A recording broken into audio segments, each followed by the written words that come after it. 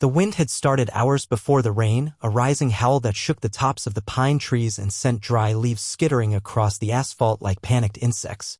In the small town of Marrow Creek, nestled between long-forgotten hills and forests older than memory, the storm that hit on June 3, 1997, wasn't just another squall, it was something else entirely. Something the townspeople still avoided speaking about even 2 decades later. At the old Weatherford farmhouse just past the bridge, 7-year-old Daniel Weatherford stood by the front window, his breath fogging the glass, his eyes scanning the horizon. The storm's purple-gray fingers stretched across the sky, curling like claws. But Daniel wasn't scared. He never was. Not when he had his sisters. The triplets, Emily, Evie, and Elise, were only younger by 11 minutes and 32 seconds, and Daniel made sure they knew it. Their mother, June Weatherford, often joked that Daniel had been born with an extra slice of responsibility baked into his bones. But that night, responsibility wouldn't be enough. Their father was on the porch, trying to secure the shutters with trembling hands. June was downstairs lighting candles, just in case the power cut off, which always happened when the wind came from the east. And upstairs, unwatched for only a moment, the girls played their secret game, the one they always played when the thunder rolled. A game that involved mirrors and whispers and a rhyme that Daniel had never liked. See us thrice and never more. Tripled eyes unlock the door. Daniel had heard them chant it too many times. He hated it. It didn't sound like something kids should say. It didn't sound like something real. But the girls giggled like it was just make-believe. Another bedtime chant. A nonsense nursery rhyme from an old book no one remembered bringing home. That night, they said it one last time. The storm hit just after 9:47 p.m. according to the fire chief's report. Lightning carved through the trees like a blade. Thunder cracked loud enough to shake the walls. And when June called out to the girls from the bottom of the stairs, nothing. No footsteps. No giggles. Just silence. Daniel was the first to reach the top landing, barefoot and breathless. The door to the girls' room was wide open. The curtains were snapping like flags in the wind, the window blown open though no one remembered unlocking it. And the room was empty. The beds were neatly made. Their shoes by the wall. Their little pink notebooks untouched on the desk. No signs of struggle. No blood. No broken glass. Just gone. At first, the police assumed they'd run off into the storm. Maybe a dare, maybe a game gone wrong. But who runs barefoot into a tornado warning? Who leaves without a coat or flashlight or even one of the teddy bears they never slept without? Search parties combed the woods for a week. Dogs picked up faint scents that vanished into the marsh. Helicopters circled the forest, then the river, then the cliffs at Stone Hollow. But nothing, no clothes, no footprints, no torn fabric caught on a branch. It was as if the girls had been swallowed whole by the night. The case made the local news, then regional. Triplets vanished without a trace. But it never reached national headlines. Too small a town. Too little evidence. Too few answers. June never recovered. She stopped going to church. Stopped opening the blinds. Her husband left 6 months later after the drinking started. Some say they saw him one night at Miller's Bridge, eyes red, bottle in hand, whispering their names into the wind. Daniel stayed with June. Grew quieter. Went to school, then dropped out. Worked odd jobs. Lived in the house that should have been filled with laughter. Grew into a man with shoulders too heavy for one lifetime. And yet he never stopped hearing the rhyme. See us thrice and never more. He would wake some nights in a cold sweat, swearing he'd heard it echoing down the hall. He told himself it was just memory. Just trauma twisting itself into sound. But in the deep silence of 3 a.m., memory has claws. By 2017, Marrow Creek had all but forgotten the Weatherford girls. New families moved in. Old trees were cut down. The past, like all ghosts, became a whisper, a legend told at sleepovers. But Daniel never forgot. Couldn't. Not when he'd promised his sisters he'd protect them. Not when he still had their room untouched upstairs, like a shrine, frozen in time. It was the box that changed everything. He found it on June 3rd, exactly 20 years to the day. Hidden beneath a loose floorboard in the attic, behind stacks of old photo albums and water-stained boxes filled with yellowed newspapers. A wooden box carved with intricate symbols he didn't recognize. Inside, 3 identical lockets, each with a name etched inside. Emily, Evie, Elise, and beneath them a photograph that had no business being there. A photo dated July 12, 2007, 10 years after they'd vanished. In it were 3 young girls, about 17, standing outside a red barn.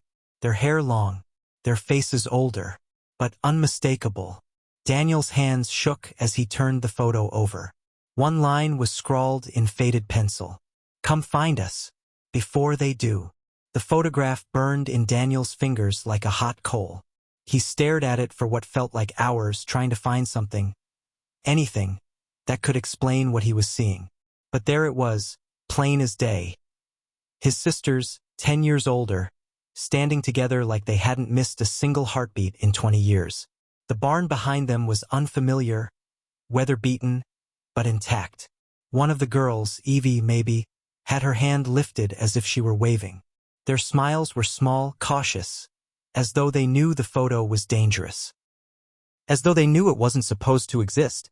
Daniel sat on the attic floor, heart thudding like a war drum. He read the back again. "Come find us. Before they do." He didn't know who they were. He didn't know who had left the box or how it had stayed hidden for 2 decades. But he knew what he had to do. That night, he didn't sleep. He pored over every box in the attic, every dusty journal, every half-cracked cardboard lid.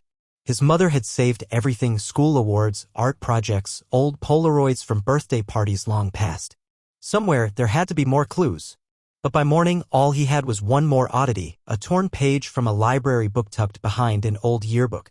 It wasn't from a children's story. It looked old, maybe older than the house itself. Handwritten in dark ink. A rhyme. A darker version of the chant his sisters used to whisper. "See us thrice beneath the storm.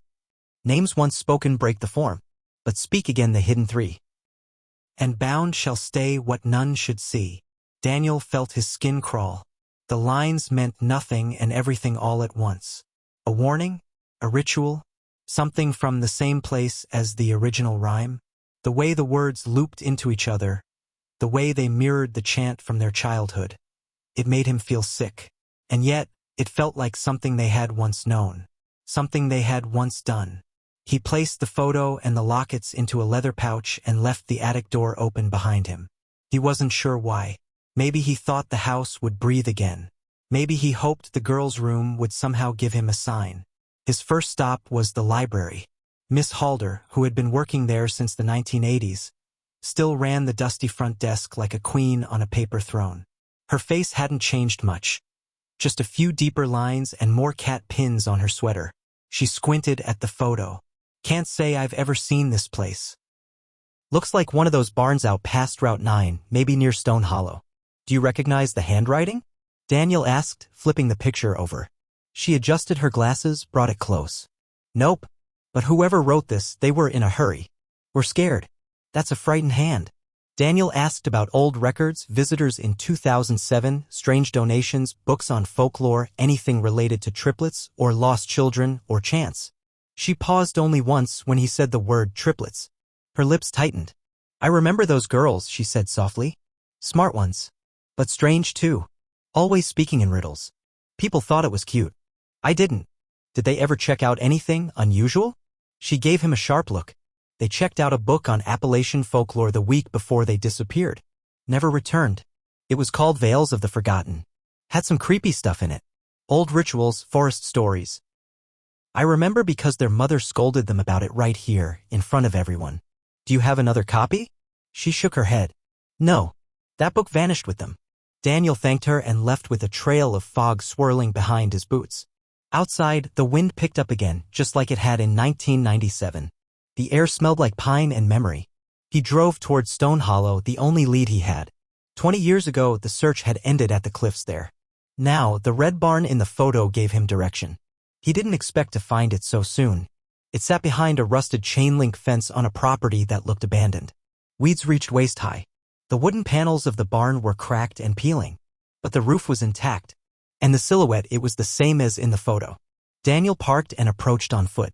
The fence had a section that had been cut and folded back like a curtain. Someone had been here recently. Maybe the girls. Or maybe someone else. Inside the barn, it was dark and cold even in summer. Dust motes danced in the beams of sunlight cutting through the gaps. He stepped carefully, listening. Something creaked. A loft ladder shifted slightly in the corner. A broken horseshoe hung near the door, swinging. Then he saw it, another locket nailed to one of the beams. It looked exactly like the ones from the attic. He stepped closer and found a small photo tucked beneath it, nailed there too. This time it showed only one of the girls, Elise. And in the background, barely visible, was a figure standing in the woods behind the barn. Daniel leaned closer. The figure was wearing a mask. Not a Halloween one. Not silly or plastic. A hand-carved wooden mask, featureless except for slits where the eyes should be. And in those slits, darkness. Deep, unnatural darkness. Daniel's mouth went dry. He turned, suddenly aware of how quiet it was. No birds. No wind. Only his own breath and the sound of footsteps behind him. But when he turned, nothing. Just the empty barn. He grabbed the photo and ran. Back in his truck, he locked the doors and sat for several minutes, heart racing. The masked figure in the photo, it wasn't a trick of the light. It wasn't imagination. Someone had been watching them. Someone was still watching. And the girls had known. Maybe for years. Come find us. Before they do. Daniel finally drove back to town, the photo and the locket in his hand. He didn't know where this would lead him yet, but one thing was certain. His sisters hadn't vanished. They'd been taken. And whatever had taken them wasn't done. Daniel didn't speak for the rest of the day. He sat in the kitchen with the 2 photographs, the 4 lockets, and the torn page with the rhyme spread out before him like clues in a crime he'd only just realized was still unfolding. He kept looking at the newest image, the one of Elise standing near the barn, unaware of the figure behind her. There was something off about her expression. She wasn't smiling like in the earlier photo. She looked tense, like she knew she was being watched. That night, Daniel barely slept. The wind outside moaned like a voice with no throat. At exactly 3:03 a.m., the house groaned loud enough to wake him fully, and he heard it again. The chant, faint but unmistakable. See us thrice and never more. His hands trembled as he checked the attic, the hallway, the girl's room. Nothing. No sound. No movement. But when he came back to the kitchen, one of the lockets had been moved. It was open, and inside was something new, something that hadn't been there before. A sliver of paper, folded tight. He opened it with shaking fingers. It simply read, "He's not who he says he is." Daniel stared at the handwriting. It wasn't his. It wasn't his mother's. It was small, sharp, written in the same pen as the message on the back of the photograph. Someone had been in his house. He bolted the doors, locked the windows, and sat the rest of the night with a knife clutched in one hand and the locket in the other. By morning, the storm clouds had rolled back, but the unease remained. When the sun came up, Daniel made a decision. He needed help. Not the police. They'd dismissed him back in '97, and he knew they'd laugh at stories of masked watchers and disappearing photos. He needed someone who knew how to pull at threads others ignored. He drove out to Ridgevale, 20 miles south of Marrow Creek, where his Uncle John lived. A former war photographer turned recluse, John had always believed something was off about the girl's disappearance. He'd been the only adult who had taken Daniel seriously back then, before his parents sent him away for talking nonsense. Uncle John lived in a converted ranger station surrounded by pines. The place smelled like dust, coffee, and old secrets. He didn't say a word when Daniel showed him the photos. Just poured 2 cups of black coffee, sat down across the wooden table, and stared hard at the masked figure. "I've seen that before," he said finally. "Or something like it." Daniel leaned in. "Where?" John opened a drawer and pulled out a faded manila folder. Inside were photographs, grainy, black and white, dating back to the 1960s. One showed a group of children outside a burned-down house. Another showed a masked figure in the distance, almost identical to the one in Daniel's photo. This was from an incident near Elk Creek, John explained. 1965, 3 siblings disappeared. No signs. Just gone. Left behind a single drawing, supposedly done by one of the kids a week before they vanished. Had the same mask on it. Local legend blamed something called the Watcher. A forest spirit, maybe. Or a person pretending to be one. Depends on who you ask. Daniel stared at the photo. It's the same mask. Same shape. Same darkness behind the eyes. John flipped through more papers. Over the decades, I've found similar cases. Always in remote towns. Always siblings. Always twins or triplets. And always near deep forests older than most maps. What happens to them? Most are never found, John said. Some resurface, but they're changed. Silent. Forgetful. Scared of mirrors, thunderstorms, or the woods. Some die shortly after. Others vanish again. Daniel felt a chill ripple through his spine. So if my sisters survived, they may not be the same girls you remember. Daniel took a long breath. I need to find that barn again. There might be more. John reached under the table and pulled out a satchel. Then we go together. They drove in silence. The truck cut through back roads, tires crunching gravel and pine needles. By late afternoon, the barn came into view, its structure now less ominous in the light of day, but no less haunted. The same nail where the locket had hung was still there, but the locket itself was gone. So was the photo. Daniel's stomach dropped. Someone had returned. They searched every inch of the barn. Found a broken flashlight, 2 strands of hair caught on a nail, and a torn piece of blue cloth that looked suspiciously like the dress Elise wore in the photograph. In the corner near the loft, Daniel noticed a faint line in the dirt like something had been dragged. Following it led them to a section of the wall where the boards didn't quite match. He pressed and it gave way slightly. Behind it was a hollow space. Inside, a journal. It was water-damaged, pages stuck together in places, but legible. The first entry was dated August 12, 2007. We can't leave yet. Not until we're sure it's safe. Daniel, if you ever find this, don't trust the man with the cross mark. He's not what he seems. Elise thinks he's watching us through the glass. I think he never left. Daniel felt the blood drain from his face. More pages revealed chilling details. The girls had survived. For at least 10 years, they'd lived off-grid, hiding from the watcher, someone or something, that had followed them through a mirror during the storm. The rhyme had been real. It was a key, an invocation. They'd unlocked something. And once it was free, it followed. The last entry, scrawled and uneven, simply read, "The third mirror is cracking. We're running out of time." Daniel turned to John, whose face had gone pale. What does that mean? John stood slowly. It means whatever they let in, it's still out there. And it might not need them anymore. From outside, a branch snapped. Both men froze. Then came another sound. A child's laugh. High, hollow, echoing. And then silence. Daniel reached for the journal, clutching it tight. We're not alone out here. John didn't speak. He simply pulled a revolver from his jacket and motioned for Daniel to move toward the truck. But as they stepped out of the barn, the wind picked up, sudden, violent.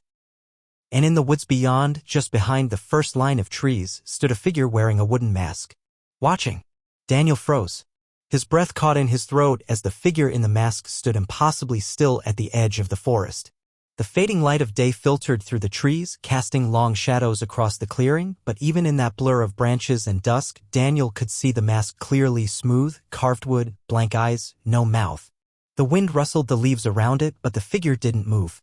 John stepped forward, revolver raised, not pointing it but not lowering it either. Back to the truck. Slow, he said in a whisper.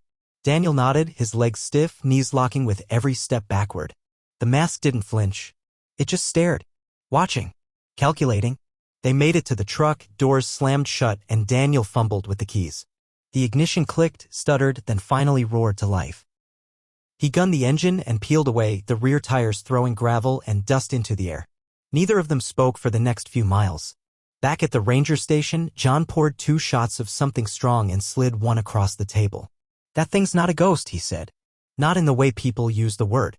Daniel was still clutching the journal, flipping back to the last few entries. He paused at one that mentioned the third mirror.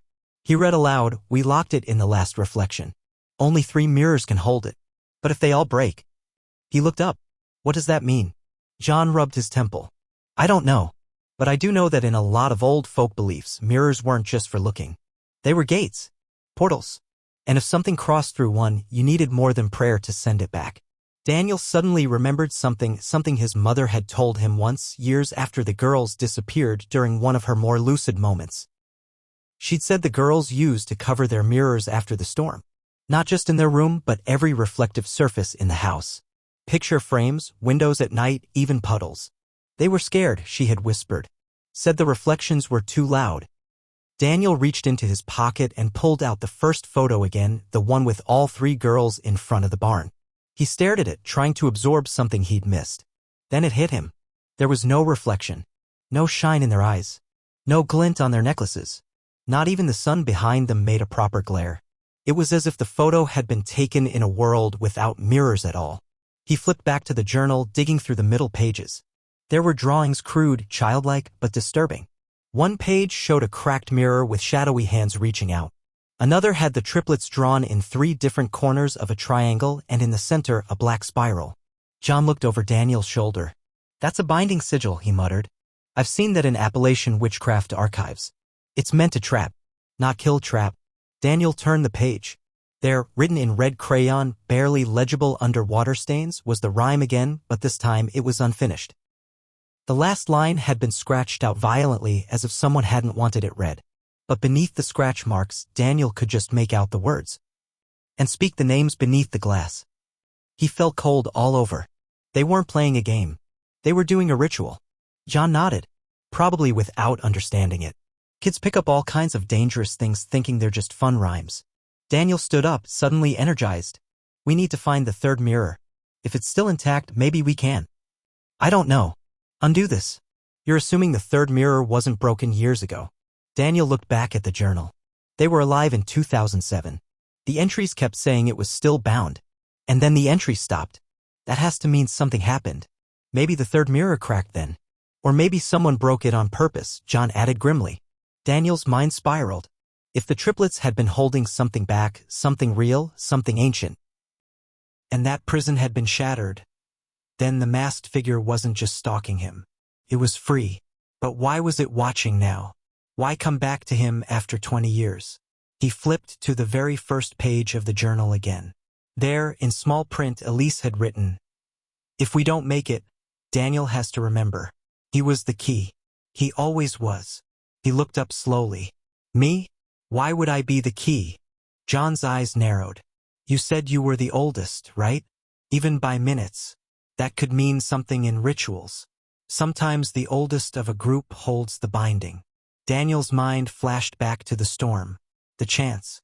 The way the girls had included him in some of the rhymes made him repeat the words. He had thought it was make-believe.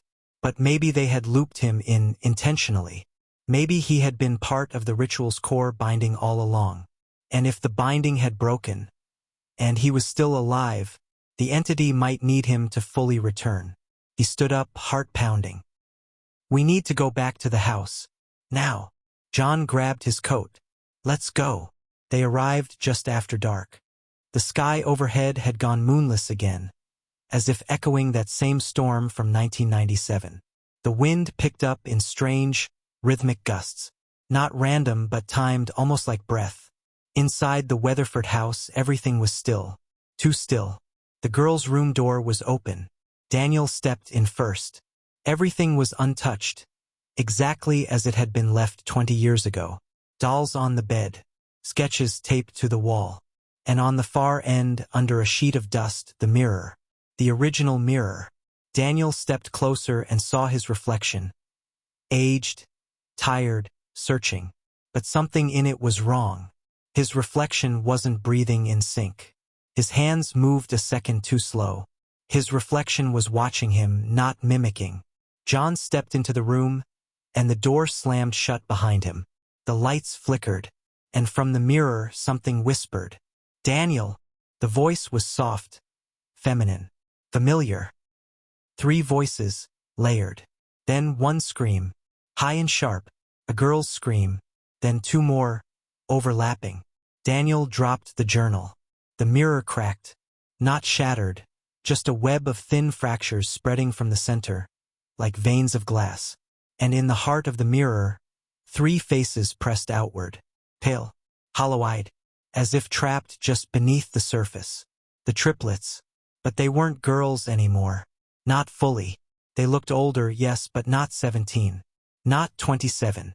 They looked ancient, frayed at the edges like something had used them, drained them, or replaced pieces of them with something that didn't belong. Daniel reached toward the mirror. Behind him, John shouted, "Don't touch it." Too late. His fingers grazed the glass. Everything went black. The darkness wasn't like sleep. It wasn't empty or silent. It was alive. Daniel couldn't move, couldn't breathe, couldn't scream. It felt like sinking into deep water. Only the water wasn't cold. It was ancient, thick with memory. He could feel whispers brushing his skin like spiders crawling over his face. Faces flickered around him. Eyes he didn't recognize. And then 3 he did. Emily, Evie, Elise. They hovered just beyond the darkness, their faces flickering in and out like static on a broken TV. Their mouths opened but made no sound. Their hands reached forward, almost touching him. Then, suddenly, light. He gasped as he stumbled backward into the room, landing hard on the wooden floor, heart thundering. The mirror was whole again, but dull. Not cracked. Not glowing. Just a plain, dusty surface. John stood over him, pale and shaking, revolver still in hand. What the hell just happened? Daniel blinked, trying to focus. They're trapped. They're still in there. John's mouth opened, then closed again. You touched the glass. Idiot move. I saw them, Daniel said. Not in a memory. Not in a dream. They're alive, John. Somewhere. Somehow. He picked up the journal and flipped through it again. One page near the middle now had new writing on it. Writing that hadn't been there before. He sees you now. John leaned over, reading it with wide eyes. That wasn't in there before. I know, Daniel whispered. Which means whatever's bound in that mirror, it's not just a watcher. It's a communicator. But how did it write that? You were the only one touching it. Daniel stared at the mirror again. Maybe I gave it a channel. He stood up and stepped away from the glass. They needed answers, and they weren't going to find them in dusty rooms or half-remembered rhymes anymore. There was one person left who might know more. June Weatherford, his mother. She hadn't left the care home in 5 years. Most people said her mind had shattered years ago, fractured by grief, locked in a loop of memories she couldn't escape. But Daniel remembered something else too, something most had forgotten. June had grown up in Marrow Creek. She'd always known the old stories, the songs, the mirror warnings. He remembered her humming strange lullabies when he was a kid, soft and eerie, never from any nursery rhyme book he could find. If the girls had opened something, maybe she had known about it all along. They drove through the night, reaching the care facility just after dawn. The building was quiet, filled with the hush of slow-moving nurses and shuffling slippers. June's room was on the 2nd floor, bathed in soft yellow light. She sat by the window, staring out at nothing. Daniel approached slowly. Mom! She didn't respond. He knelt beside her. It's me, Daniel. Her eyes flicked toward him, unfocused, then narrowed. You're late, she said. Daniel blinked. What? You should have come sooner. They're cold. His heart dropped. You know? June turned her head back toward the window. They said not to tell you. Said it would call him back. But he never really left, did he? John stood silently at the door, not interrupting. Daniel leaned in. Who is he, Mom? Who is the watcher? June's voice dropped to a whisper. He's not one. He's many. A mask passed down from the deep woods to the storm sky. He needs mirrors, Daniel. Needs reflections. And children, he loves children. Because they believe. Tears welled in Daniel's eyes. Are they alive? June didn't answer that. Instead, she reached under the blanket on her lap and pulled out a small, dusty mirror. Daniel recoiled. I kept it, she whispered. The first one. From the nursery. Before the storm. The frame was carved with symbols, twisting, looping ones that made Daniel's stomach turn. The glass inside was foggy. It didn't reflect anything clearly. They used it for the first chant, she said. Emily found the rhyme in that old red book. She thought it was a game. I warned them. I did. But it was too late. Daniel took the mirror from her slowly. Can this help me find them?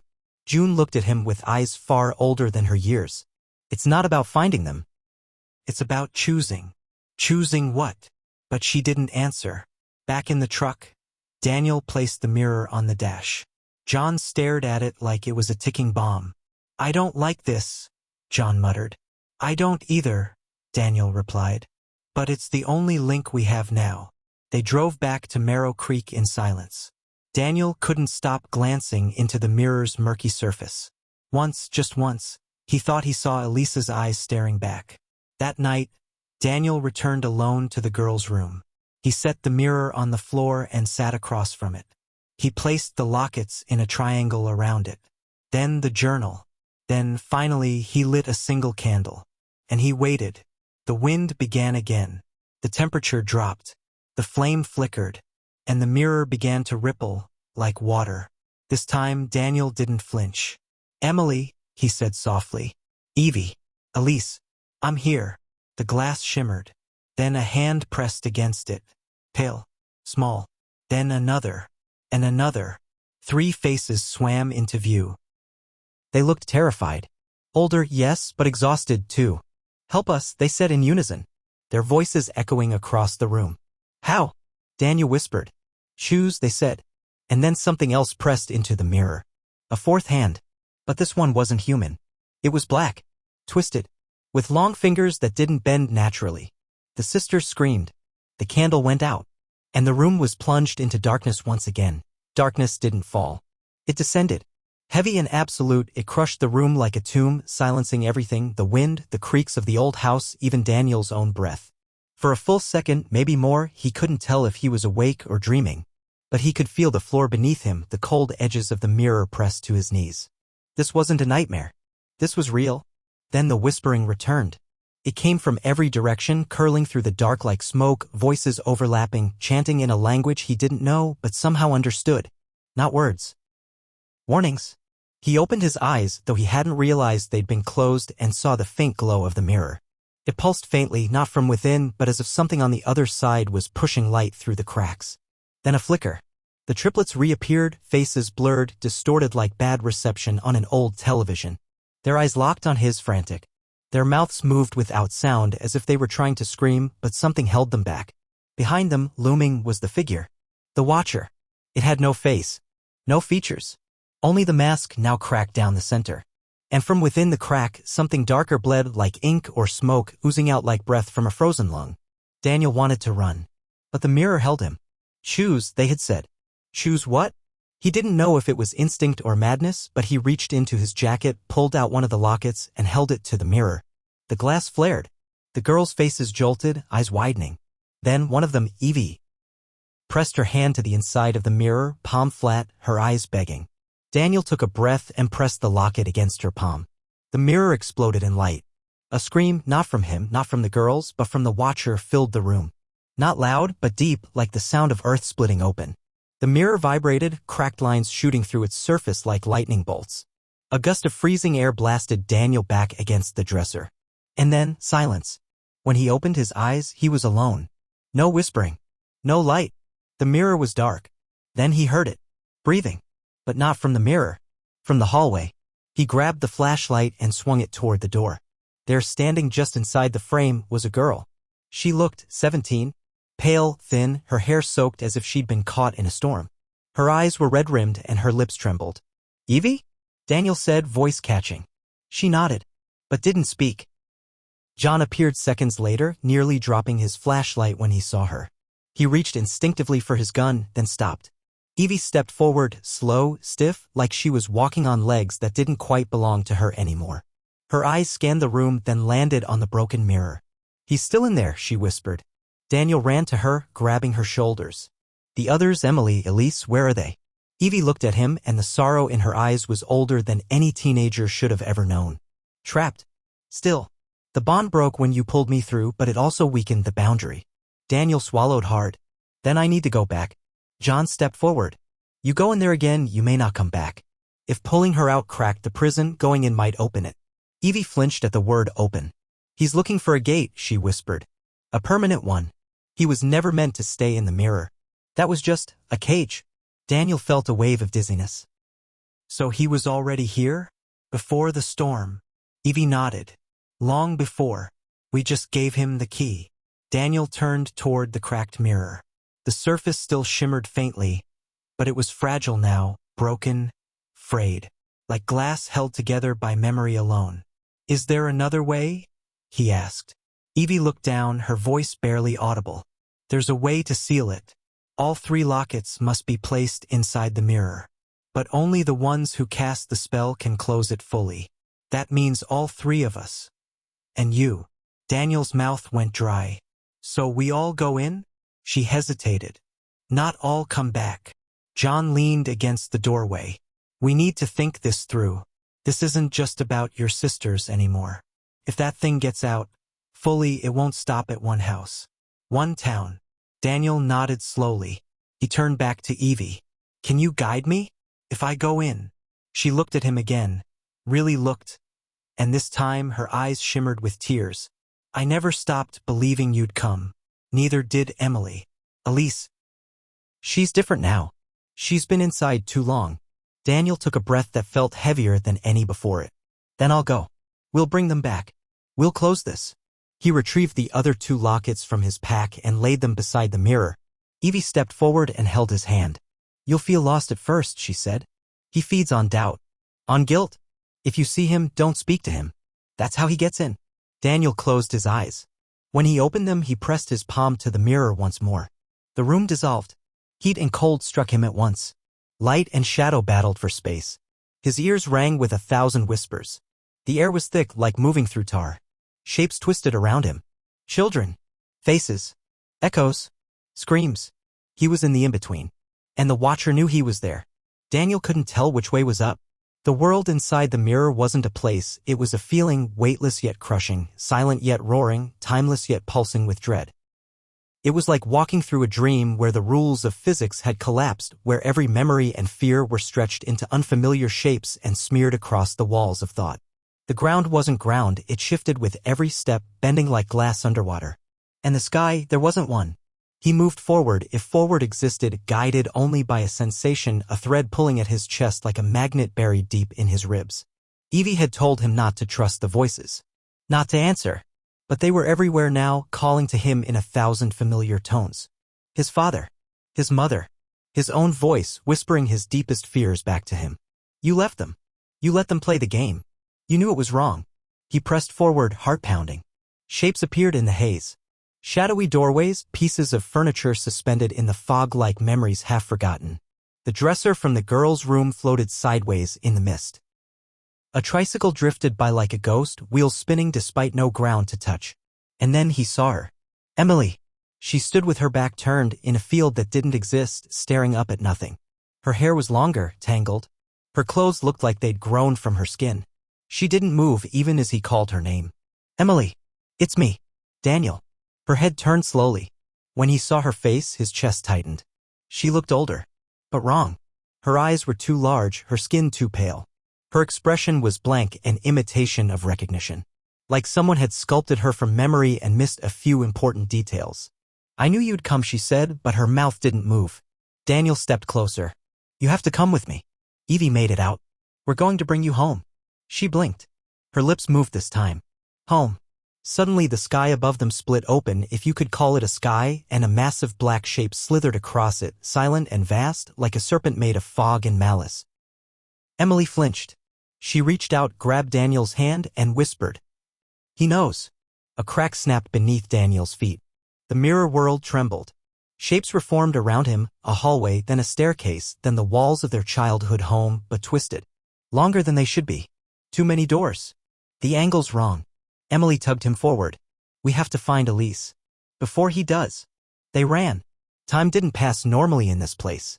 Minutes felt like hours, hours like moments.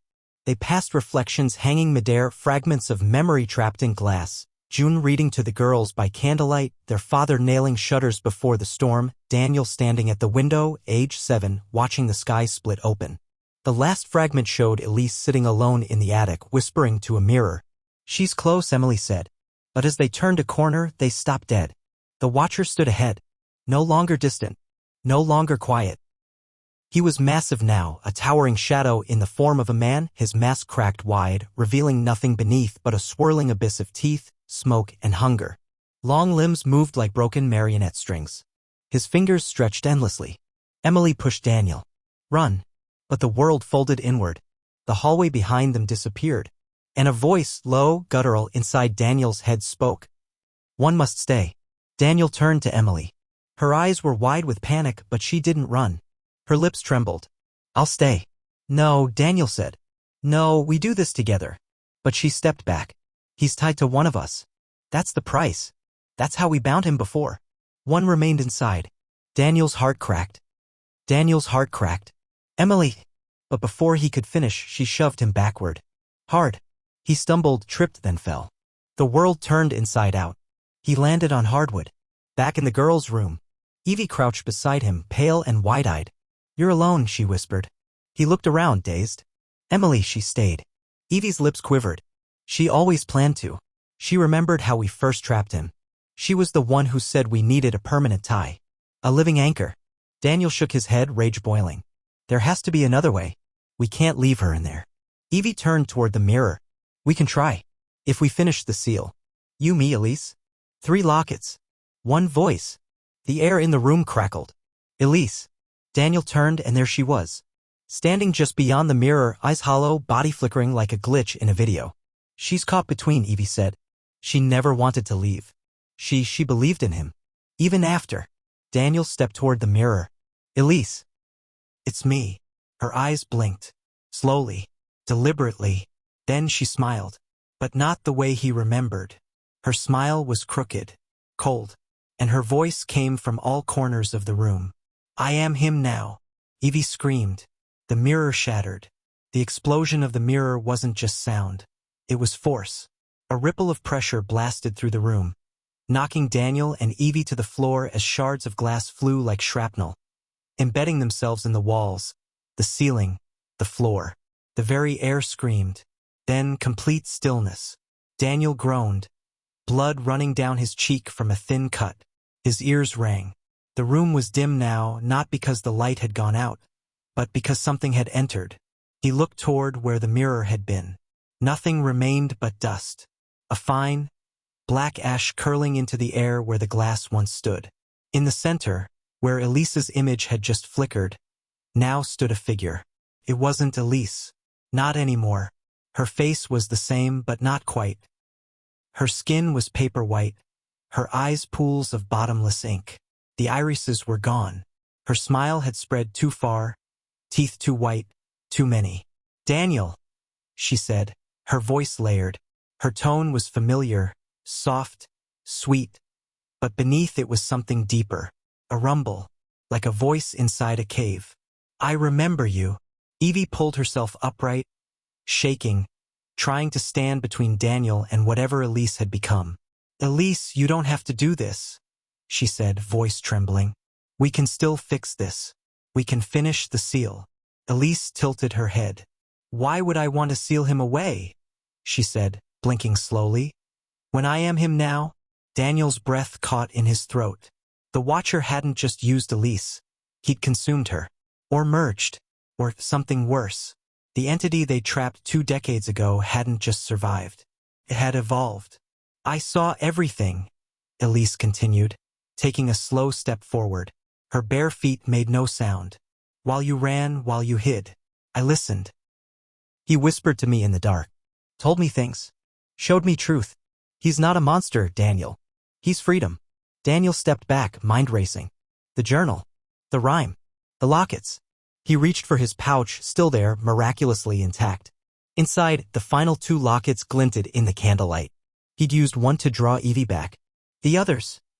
Elise, he said, trying to stall. Why the message? Why send me the photos? Why let me here if you've already become this? Her smile widened. Because the ritual needed you. It always did. You were the final anchor. The reason the seal held. Without you, it all would have crumbled long ago. Daniel's stomach turned. You wanted me to finish opening the gate. She nodded. But now you've brought the final key. Her eyes flicked to the lockets in his hand. You still think you can stop this? You can't. But I'll let you try. He finds it amusing. The walls began to vibrate. Books fell from the shelves. Dust shook from the ceiling. The floor cracked under Elise's feet. No, under whatever she had become. Evie grabbed Daniel's arm. We don't have time. We can still do it. Daniel opened the pouch and threw the lockets to her. Set the triangle. Use the rhyme. I'll hold her off. Evie's face went white. You won't last 10 seconds. Daniel turned, stepping forward, heart pounding, rage burning. I only need 5. Elise watched him curiously, head cocked like an animal studying prey that hadn't yet tried to flee. You were always the brave one, she said. Even when you cried in the storm and pretended not to. Daniel ignored the voice, focused on her movement. She glided, not walked. Her feet didn't press into the ground. Her hands curled unnaturally. The air around her warped. Behind him, Evie dropped to her knees and began forming the triangle on the floor with the lockets. She opened the journal and flipped to the final page. Daniel took another step. "You're not my sister." Elise blinked. "She's still in here. Sometimes she weeps.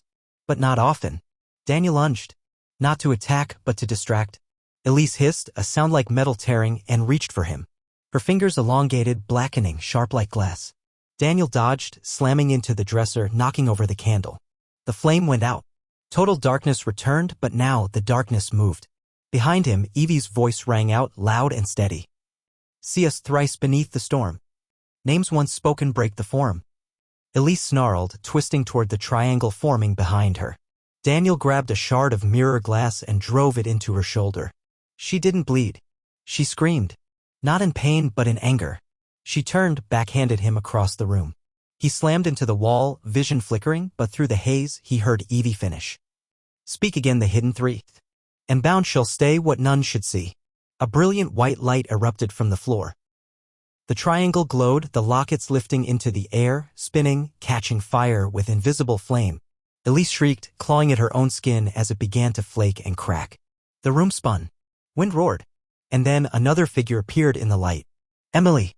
She stepped from the space between, her eyes blazing. "Elise," she said, voice calm, steady, sad. "It's time to come back." "No," Elise growled. "No, I am him now. I am free."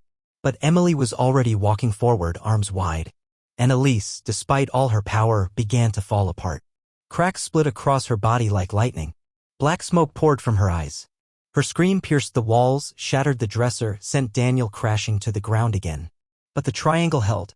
Emily stepped into it. So did Evie. They each touched a locket. "Daniel," Emily said. "Say our names." He blinked through tears. Through dust. "Emily. Evie. Elise."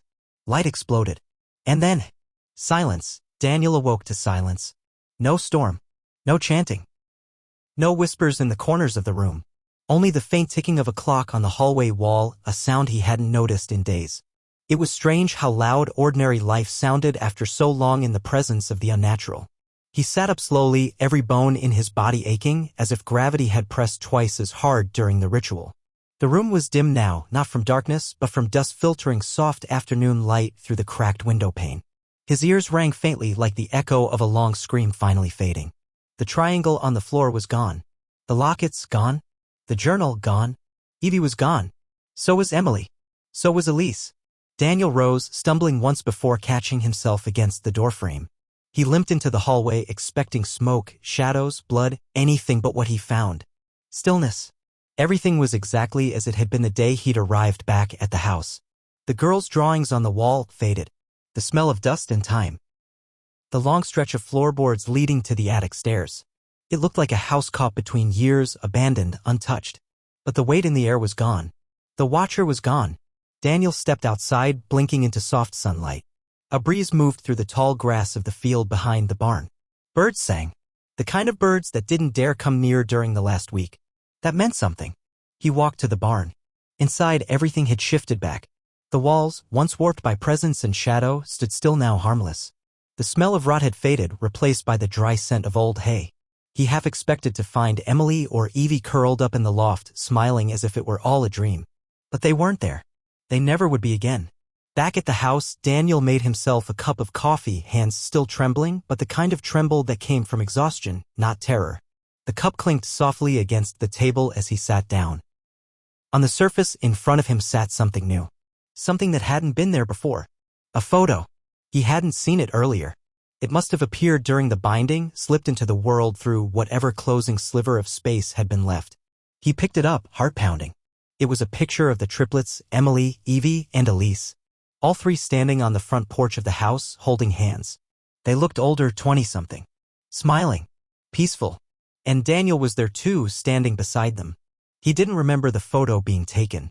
Didn't remember the moment at all. But it looked real. Not staged. Not supernatural. Possible. On the back of the photo, written in soft, almost childlike script. For the brother who believed enough to break the curse. Tears slid down Daniel's cheeks before he even noticed them. He clutched the photo to his chest, breathing it in like it might disappear. His hands shook harder now, but he let them. Let himself feel it. Let himself grieve. Later that evening, he returned to the old ranger station.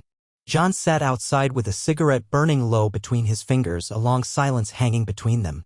When Daniel approached, John looked up, squinting into the lowering sun. "You came back," he said. Daniel nodded. "Is it over?" John asked. Daniel sat down beside him. "Not for me." John didn't ask what that meant. Didn't press. Just offered him a flask and stared out at the trees. "They said things to me," Daniel whispered. "Voices. In the mirror. Some of them weren't even real. But some were my sisters. I know that now."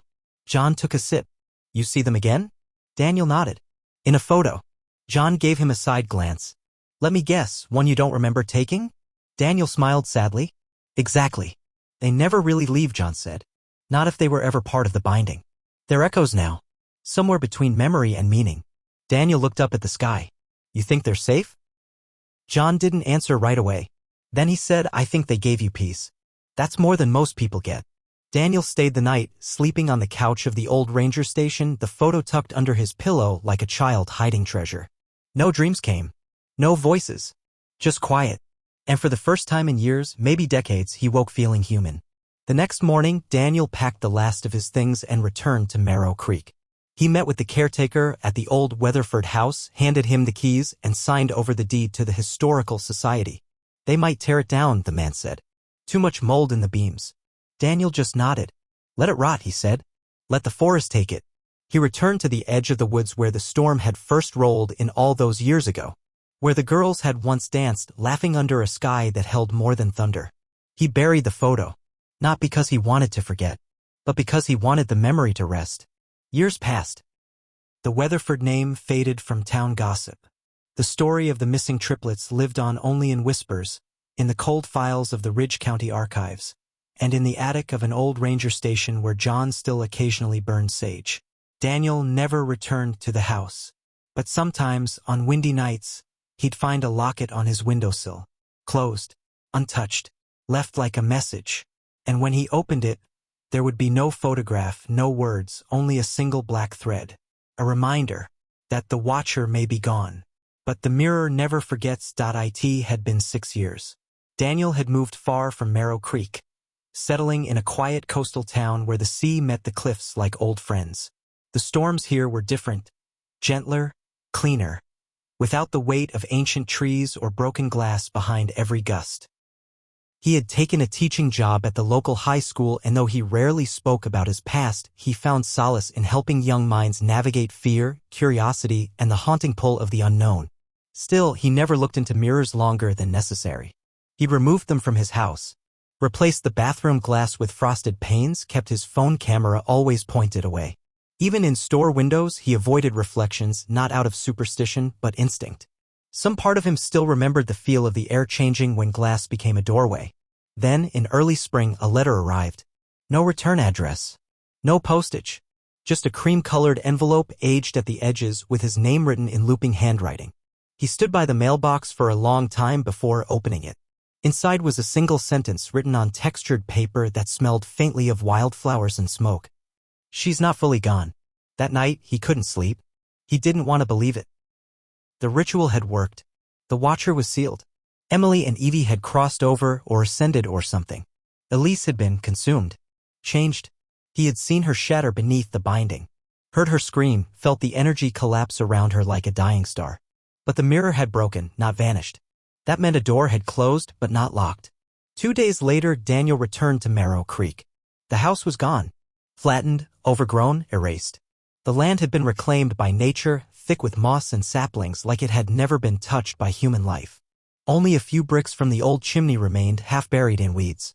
But the barn still stood. Barely. He stepped inside slowly, flashlight cutting through dust. It was hollow. Quiet. But as he walked to the far end where the girls once danced, he noticed something in the dirt. Not footprints, drag marks. As if something heavy had been pulled across the floor. And then he saw it. A shard of glass. Perfectly square. Too clean. Too new. Not broken from an old window. Not dropped by accident. He picked it up with shaking hands. His reflection blinked. But he didn't.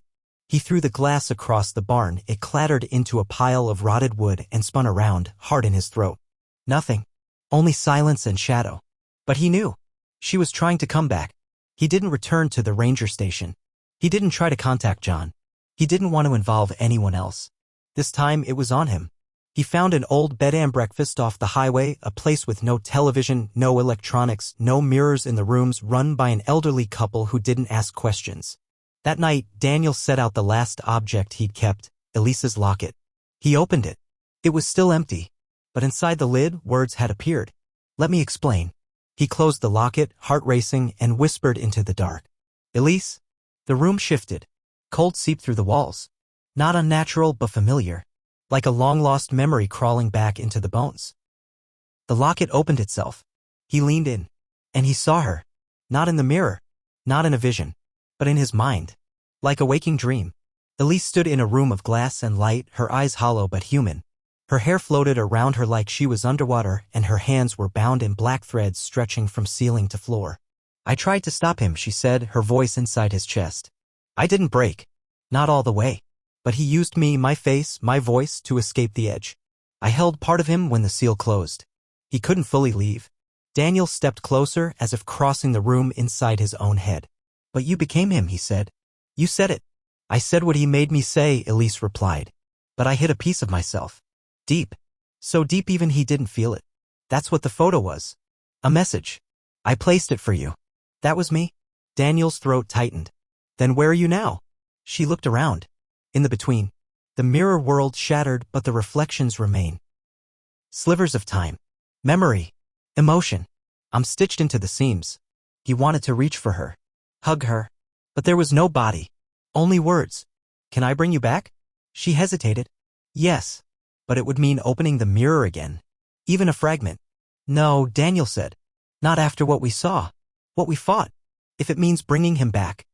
You'd have to bind it immediately. A new ritual. Stronger. Different. The girls aren't here to help you. It would be just you. And someone new." "Who?" Her eyes met his, distant but filled with hope. "Someone who doesn't know what mirrors used to be. Someone who sees them only as light. Not doors." Daniel realized then, a child. The new generation. The Watcher couldn't tempt them if they didn't believe. But belief could also be used against him. "Why me?" he asked.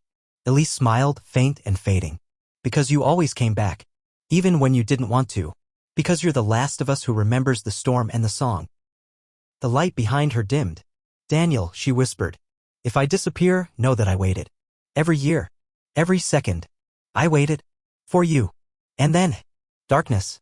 He gasped awake, on the floor, the locket still open, the air around him charged like the moments before lightning. The message inside was gone. Replaced by a single word. Soon. Soon. The word haunted Daniel. It followed him from room to room, echoing in the quiet spaces between moments. No matter where he went, it was there scratched into his thoughts like a warning etched in glass. He tried to dismiss it as fear, as grief, as the residual trauma of a life lived too close to darkness. But deep down, he knew what it meant. The mirror was stirring again. He'd felt it in the locket. In Elisa's words. In the temperature of the room after she disappeared. It wasn't over. Not truly. The Watcher had been bound but not destroyed.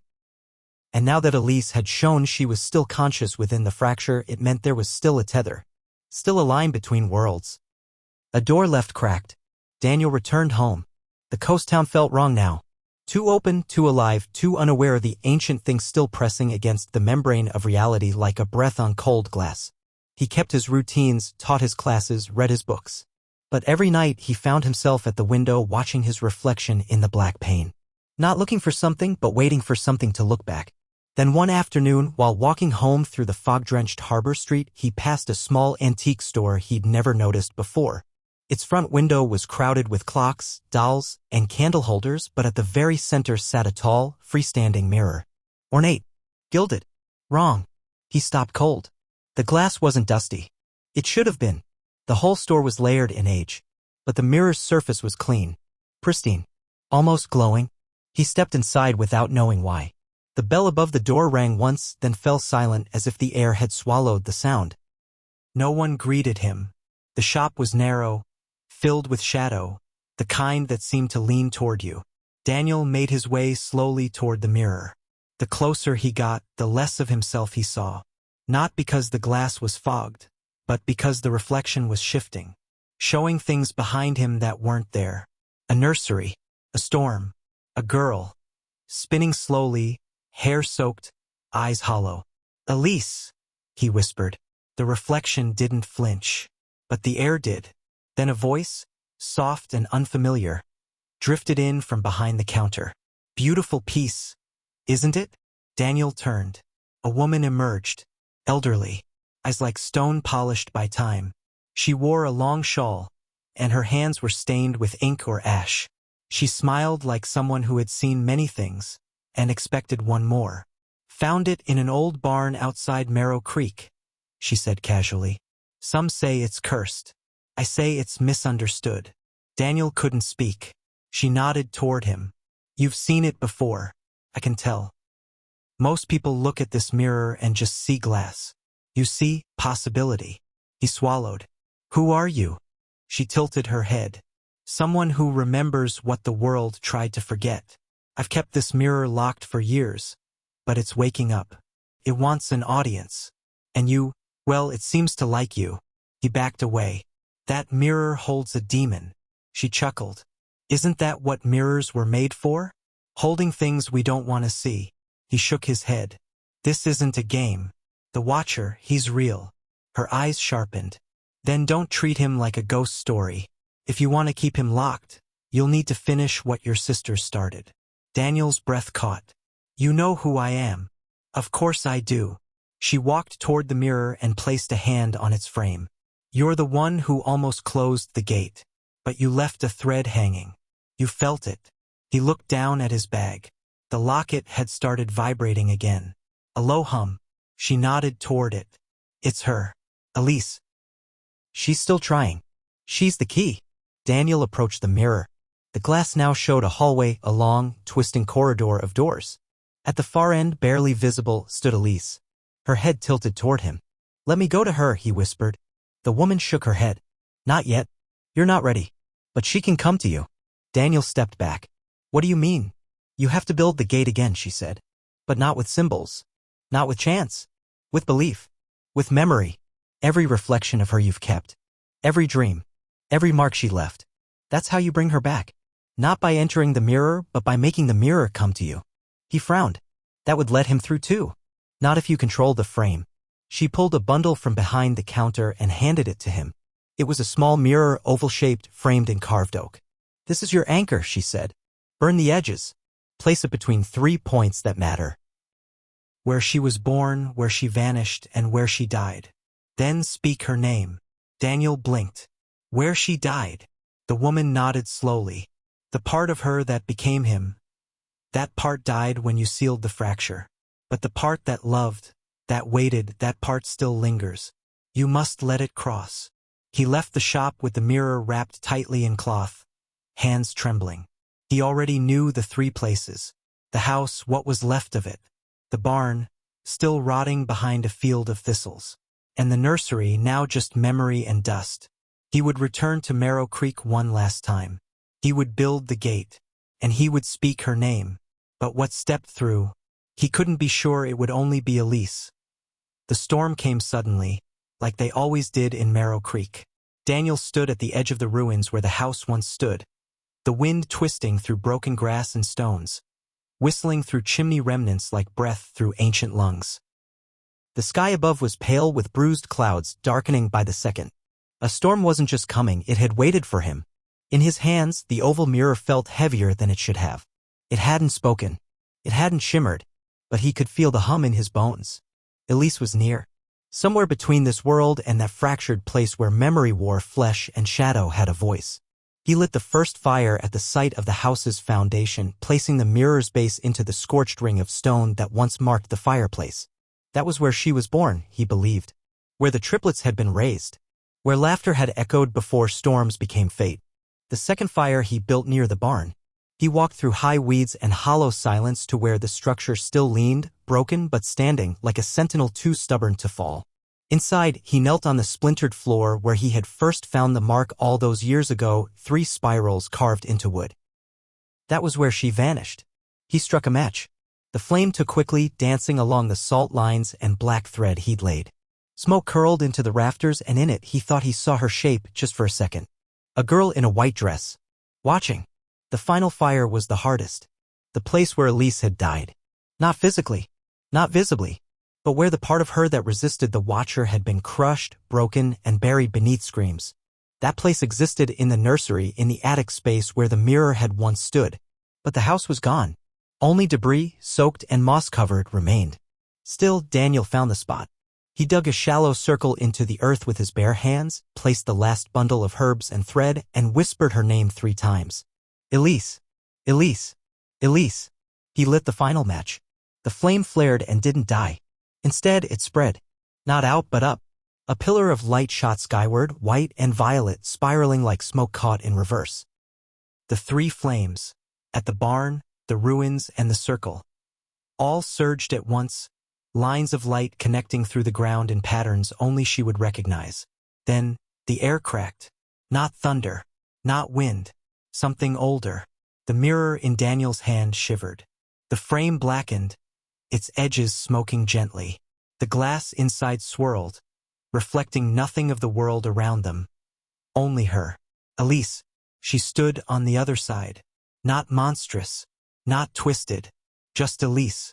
Tired. Worn. But hers. He held the mirror up, chest aching. You said I could bring you back. She nodded. Her voice didn't speak aloud, but he heard it. Only if you still want to. Daniel knelt, placed the mirror in the center of the circle, and reached toward the surface. I never stopped wanting to. The air thickened. The flames lowered. The mirror began to leak. Not blood or water, but memory. Images spilled from the glass. The triplets dancing, June reading them stories, Elise at 10 years old drawing spirals on her notebook, laughing when Daniel teased her. Every moment, every echo she'd left behind rushed out in a torrent. The storm above broke, but the wind didn't whip. Instead, it stilled. And then she stepped through. Not all at once, first her hands, then her shoulders, then her whole form, like the world had to remember how to shape her. Her feet touched the soil like it welcomed her. Her eyes, when they met his, were no longer ink-filled voids. They were the color he remembered. Elise, he whispered. She stumbled forward. He caught her. She was warm. I held him, she said against his chest. I held him for years. But he's gone now. For good. The seal is complete. Daniel pulled back. Then this is real. She smiled. I think it is. They stood in the circle for a long time, the 3 fires now reduced to embers, glowing faintly like stars fallen to earth. The mirror cracked slowly, spiderweb lines spreading across its surface before it finally collapsed into ash, blowing away on the wind. Daniel stayed another night in Marrow Creek. Elise didn't speak much. She walked through the field like someone learning how to breathe again. She watched the sky like it might swallow her up. But by morning she stood tall. They left the ruins behind. No goodbyes. Some places weren't meant to be mourned anymore. A week later, Elise stood on a beach for the first time. She stared at the ocean like it was a new kind of mirror, one without memory. Daniel sat beside her on the sand, a thermos of coffee between them. You're going to be okay, he said. She nodded. You know what the scariest part of being inside the mirror was? What? I could still feel time. I knew you were growing up. I knew Mom was gone. I felt every year. But I couldn't cry. Couldn't move. Couldn't even scream. I just waited. Daniel placed his hand over hers. You never have to wait again. A week passed. Then, too. One morning, Elise walked into the living room, holding something in her hands. It was a locket. Daniel stood slowly, staring. That wasn't mine, he said. Elise nodded. I found it on the windowsill. Like a gift. He took it gently, opened it. Inside, a drawing of 3 spirals. And underneath, a single word etched faintly into the metal. Remember. He smiled sadly. They're still watching, he said. Elise looked out the window. Good, she whispered. Let them. The watcher was gone. But the watchers remained. The ones who loved. The ones who waited. The ones who came back.